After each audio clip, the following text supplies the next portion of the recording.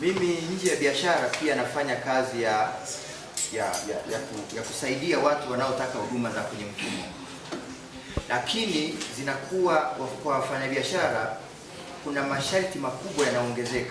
Nitatolea mfano. Mtu anafanya biashara ya kuchoma nyama, ana jiko la mshikaki wa kuchoma nyama, lakini anatamani afanye biashara itambulike, awe na leseni ya biashara.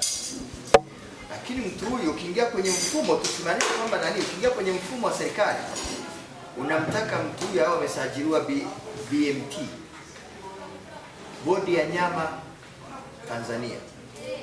Sasa Bodi ya Nyama kwa kanda yetu ya Ziwa na ofisi yake iko Mwanza.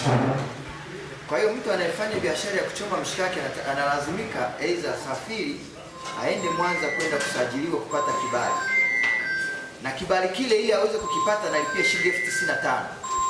70,000 ya usajili na 25,000 ya cheti ili kile kibali.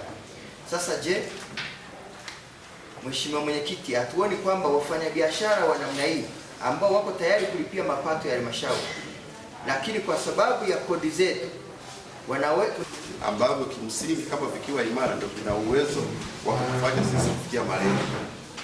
Hapa kwenye wilaya yetu tuna vyama vitatu, lakini vyama hivi vitatu kiuliza ni lini wamekutana na wanachama wao kufanya mikutano au waletee mitasari ya vikao walipofanya kwa ajili ya kufanya mazungumzo na kujengana kibiashara, itakuwa ni changamoto. Kwa hiyo mimi nilikuwa nafikiri sasa, kwa mtazamo huu, ingekuwa vyema hivi vyama vyetu kwanza viimarishe nguvu kwa wanachama wao. Itakapokuwa na nguvu, maana yake hoja ya msingi itakuwa inatoka kwa wanachama, na tunapokuja kujadili huku tayari tutakuwa baadhi ya changamoto tumezimaliza kule, badala ya changamoto zote kuzibeba kwenye kikao kama hiki. Kwa hiyo kimsingi ningeomba uimara wa vyama vyetu ndio uwe msingi namba moja ili tuweze kujenga ili baraza lisimame vizuri. Asante. Labda nianze na wewe vyama vya ushirika. Vyama vya ushirika vimekuja kwa ajili ya kuwasaidia wale wanaoshirika. Lakini unakuta kwa sababu vile vyama wanapata pesa, kwanza wanachukua ile pesa wanampa mtu binafsi ili kalete mali kije tuuze. Sasa inapotokea shida huko, tatizo linakuja kwa wale ambao wameweka mali zao pale, wanakosa hela. Kwa hiyo nafikiri kupitia hapa tuangalie jinsi ya kuweza kuvisimamia hivi vyama vifanye kazi ile ambayo wamepewa, tofauti na wanabadilika wale watendaji wanafanya biashara nyuma ya kile chama cha ushirika. Na ya pili, ili mikopo kama bwana alivyoongelea bwana Rolini, kweli ameenda vizuri kwa sababu mikopo ni ya muda mfupi, lakini uzalishe parachichi, uzalishe kahawa inahitaji maji, na kwa jiografia ya wilaya yetu tunapata mvua chache. Lakini mtu akipata mkopo akaenda akachimba kisima cha maji pale kwa akachimba akafanya kazi nzuri, maji akawa anamwagilia, kwa kilimo cha umwagiliaji kidogo inaweza kumsaidia yule mkulima kuweza kupata yale mazao. Lakini leo unapewa mkopo wa mwaka mmoja au miezi misita au kesho unaanza kulipa, uchimbe kisima, uanze kuzalisha, uanze kumwagilia, uanze kuuza baada ya miaka mitatu, itakuwa ni ngumu kwa wale mkopo kusaidia. Kwa hiyo tuombe na hizi taasisi au wanaoweza kupata kilimo mikopo ya kilimo kupitia halmashauri, kama vile wanatoa mikopo ya vijana na akina mama, tupate basi na kitengo cha upande wa kilimo kuweza kupata ile mikopo, tuchimbe visima, tuanze kushakuwa na maji na watoka wa kupata mazao, tutazalisha parachichi, tutazalisha kahawa. Kingine kama bwana alichokuongelea habari ya viwanda, tupate nafasi mtu aanzishe ndio uje kuchukua kodi. Sasa mtu ajianzisha, unampa kodi ya milioni 200-300, maana yake na ile nguvu ya kuanzisha ile inashindikana. Nafikiri inaweza kumsaidia zaidi tukizama ndani kabisa, tunapataja hawa watu ili serikali iweze kupata ile kodi yake. Dr. Mapunda ni mfanyabiashara wa malazi ya muda mfupi. Kwa hiyo hakuna mtu aliyejifunza kuogelea wakati wa mafuriko na akafanikiwa. Afisa biashara amefanya presentation ya umuhimu wa kujiunga na vyama vinavyowahusu wafanyabiashara, na ametoa mfano mmojawapo wa mtu ambaye alinunua sehemu ikiwa na madeni, lakini kupitia kile chama ambacho yeye ni mwanachama ameweza kuja ofisini akasaidia.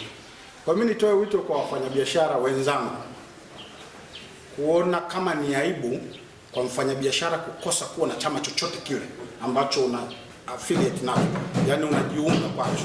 Ni aibu kubwa sana, yani usijione mjanja kwamba mimi nipo hapana, kwa sababu umoja ni nguvu na utengano ni udhaifu, na hizo fees zinazochajiwa ni ndogo sana.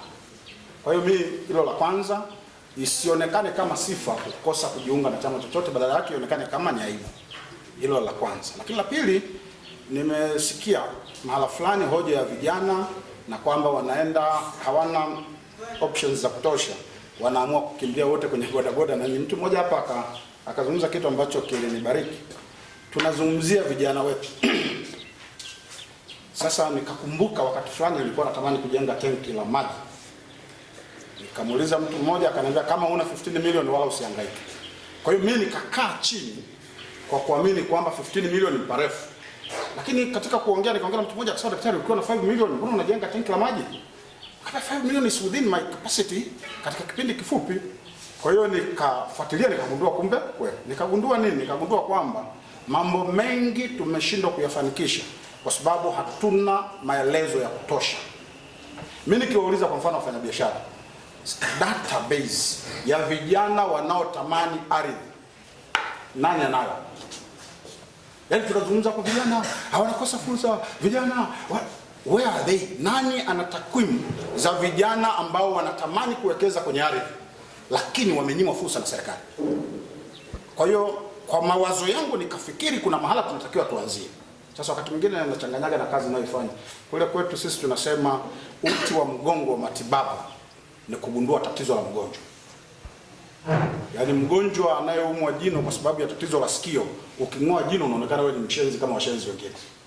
Kwa hiyo nilitamani tuweke mechanism fulani ya kuwabaini hao wanaosemwa wanaenda kwenye bodaboda kwa sababu ya kukosa ardhi.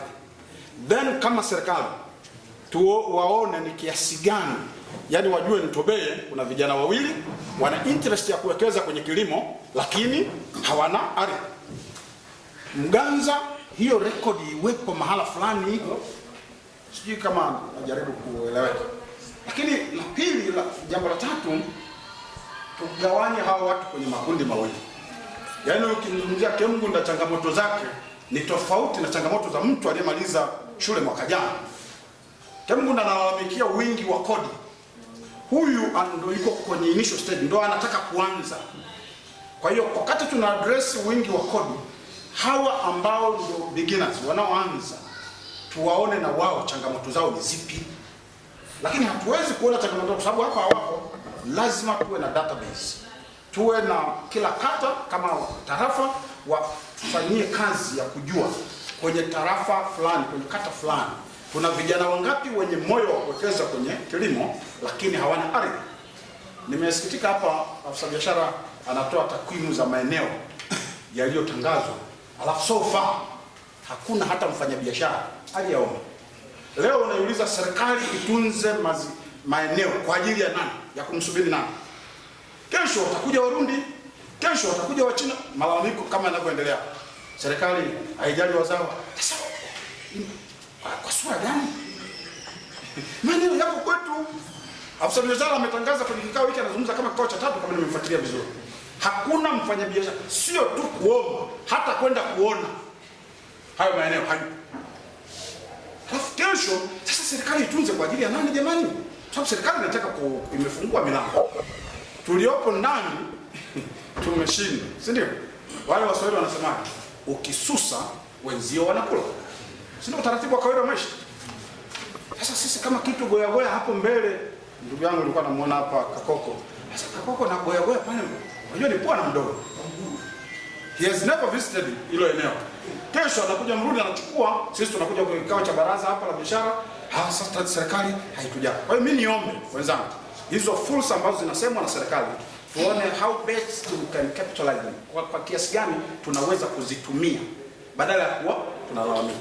Kwa kweli it's very shame. Mimi nimeogopa sana baada ya kuona yale mahekta ambayo afisa biashara anayataja, alafu yet hayajapata mtu wa ndani kuweza. Kwa hiyo Mheshimiwa Mwenyekiti, nilikuwa nafikiri haya mambo machache labda yangetoa sababu ya mimi kuwepo kwenye kikao. Sababu kama mimi nimekuja na idea kwamba labda Burundi wana bidhaa nyingi ambazo zinaingia, kwa sababu mimi nilikuja na idea ya kuanza kuzalisha labda product nyingi kuendana na bidhaa nyingi ambazo zilikuwa zinatoka Burundi. Hivi Warundi kwa nini bidhaa zao nyingi zinaingia Tanzania? Kwani sisi hatuwezi kutengeneza hizi bidhaa? Kwa hilo wazo nilokuja nao kuliko serikali ni support ndio inayonirudisha nyuma. Kwa ni kwamba ili angalau mtusupport sisi vijana. Yaani muangalie hizi pande zote. Muende kwenye maidara mengi sana. Pande wa uhamiaji, muende chini muangalie wanakutana na matatizo gani, nini. Sababu mimi tangu nianze yani kipindi hicho mpaka sasa hivi hakuna kiongozi hata mmoja ambaye ishawahi kuja akaniuliza una changamoto gani na nini. Tofauti yani na kukutana na TRA wewe hivi na hivi hata vingine sivijui. Yaani mpaka sasa hivi nina ugomvi na TRA na hisi hapa. Mheshimiwa sisi atuogopi kuwekeza. Unajua mitaji tunayo na mabenki hapa. Kitu ambacho mimi naomba serikali muangalie namna ya kuturahisishia upande wa idara, kwa sababu unahitaji kuwekeza, lakini ukija upande wa kodi sio TRA tu. Yaani unataka uweke kitu, lakini sasa labda tuniseme nataka niwekeze kama kama mradi wa bilioni 1. Lakini sasa naenda kuwekeza ile bilioni 1, lakini sasa nusu yake utakuta serikali tayari ishachukua. Kwa hiyo unaangalia zile milioni 500 ni kwamba haziwezi kufanya chochote, haziwezi kujenga kiwanda, haziwezi kununua mashine, haziwezi kufanya kitu chochote, kwa sababu serikali sasa hivi ndio inachukua pesa kubwa. Na shida nyingine iliyopo sasa hivi, serikali ndio inaleta vikwazo vikubwa. Ndio maana unaona, kwa mfano mimi nijitolee mfano. Mimi ukiangalia miaka 5 nyuma iliyopita, kweli nilikuwa nimekuja na kasi, kwa sababu mimi nimekuja na wazo la kusema kwamba inatakiwa ninunue mazao. Watu wote ambao kama hizi parachichi, kwa sababu parachichi zinatoa mafuta, zinatoa sabuni, lakini zinaenda nje ya ngara. Nimekuja na hilo wazo kwamba nichukue parachichi, nichakate, nitengeneze mafuta au nitengeneze sabuni, lakini kulingana na vikwazo ninavyokutana vya serikali ni vikubwa, nimeshindwa. Nimekuja na wazo kwamba watu wote wanaolima mahindi, so mahindi yanatoa mafuta pia ya kwetu. Mtama upande wa pombe, lakini hivyo vyote nitavifanyeje? Sasa hapa nina kizuizi cha serikali.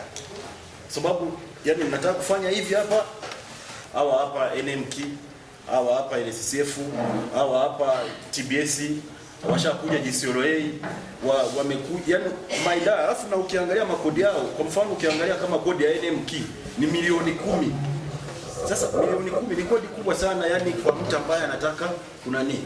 Na ndio maana sasa ili hapa nyinyi mkiangalia kama viongozi kwanza, kweli mnataka watu wawekeze, lakini sasa upande wa kodi na upande wa kuwasupport, au muache mtu aweke kitu afu muende kukusanya kodi baadaye mkiona kwamba ameshaanza kuzalisha.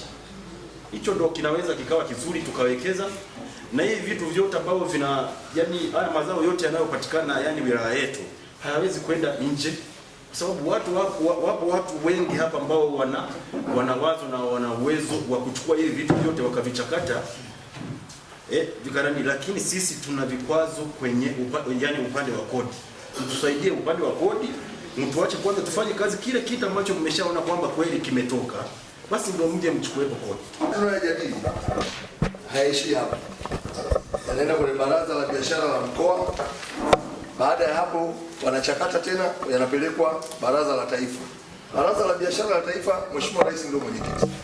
Kwa hiyo niwaombe wafanya biashara wa wilaya ya Ngara, kama una changamoto yako vizuri, hebu idraft, iandike vizuri au ifikishe kwenye ofisi ya mkurugenzi vizuri, ili sisi tuingize. Yaani tunachokifanya hiki sio kama ndio kinaishia Ngara. Hapana. Mabaraza haya yapo kwa mujibu wa sheria na yanasimamiwa.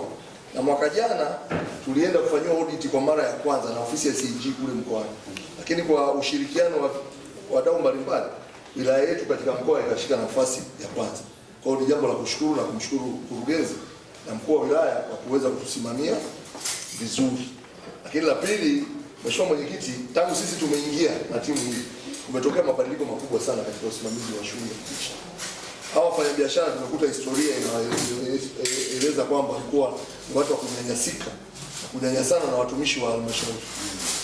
Mimi nimeshuka chini kabisa na kutana nao na watafuta kwa nyakati mbalimbali. Ndio maana hata leo nimesema kwamba tuna furaha kuona kwamba baraza hili la biashara limekuja la tofauti sana. Lakini la mwisho ni kwamba Mheshimiwa Mwenyekiti, haya maoni yao ni ya muhimu sana. Sisi tunahitaji na tunaelekezwa biashara zifanyike muda wote, lakini kwa kufuata sheria. Kwa hiyo ni wasihi, kama una changamoto ya kibiashara, sasa biashara ni mimi na wenzangu hao, usisubiri mpaka umezungumzia faini. Haya masuala ya faini, kodi kubwa, haya ni masuala ya kisera. Hata yule TRA tutamuonea tu kwa sababu naye ana malengo ana nini, lakini tukikaa pamoja tuna uwezo wa kupata majibu sahihi, lakini pia kushauri. Kwa sababu mama alipoingia madarakani alisema kitu kimoja: sheria, kanuni, taratibu, lakini na busara. Sasa busara inategemea unakwendaje kwenye ofisi ya umma, mnashaurianaje, mnajadili nini. Kuna watu wengi, mimi na ushuhuda wa wazi kutoka kule Arusha, walikuwa na makodi ya mabilioni, lakini baadaye wakafika mahali wakaongea, yakaisha, kalipa kinachowezekana, maisha yakaenda. Mama ameelekeza serikali yake itaki kodi za dhuluma. Kazi na utu, makusudi, lazima mtie makusudi, kutokulipa kodi, kutokata leseni, makusudi. Kwa shughuli zangu binafsi, GMO wanatuzidi hizi mbegu za kutengeneza maabara, lakini Mheshimiwa Pinda tuliwahi kuzugia kikao chake cha mambo ya mbegu. Ushauri wa kipekee uliotolewa kwanza ni kurejea kwenye mbegu za asili. Ukiangalia hata mabonde yetu, Mheshimiwa Mwenyekiti, kama ni makofi nipigeni kabisa jamani, nione nani. Asante Mheshimiwa. Mabonde yetu hata mbegu ya mpunga tunao haikidhi viwango. Nimekuwa nikifanya survey ndogo huku, mpunga hauliki kabisa kwa sababu ya hiyo. Lakini la pili, sisi tunapenda vitu vya kupewa. Hii tabia ya kupewa vitu hii ndio inatuponza. Sisi kama Ngara tuna uwezo wa kumaliza hili tatizo, tukaboresha mfumo wa kutunza mbegu zetu za asili, kuanzia kwenye parachichi, kahawa mpaka migogo, whatever, na tunafanikiwa kutokana na jiografia ya eneo letu. Kwa hiyo eneo hili la kila mwisho, Mheshimiwa Mwenyekiti, tuwaombe vyama hivi vya wafanyabiashara sasa ndio wakati wao wa kuchukua lead, kuongoza mapambano dhidi ya hizi mbegu, sababu hizi mbegu za GMO ni umaskini. Unawezaje ukalima ukavuna ukapanda afu usipate chochote? Na linaweza likaota vizuri kabisa mwanzoni likakupa matumaini, kwenda kuvuna hamna kitu. Kwa hiyo vyama vya wafanyabiashara, mimi nitakuwa tayari kuwasaidia kuwa connect na VRDC pale, watu wa mbegu. Na naamini Mheshimiwa Kakoko ana uzoefu na wale watu. Tuwalinki twende kule, tuone mbegu za asili tunawezaje tukazitunza, tunawezaje tukazisimamia, na pia kuna ile afya ya mimea pale ilikuwa TPRI. Ndio kazi zao hizi. Naomba kuwasilisha Mheshimiwa.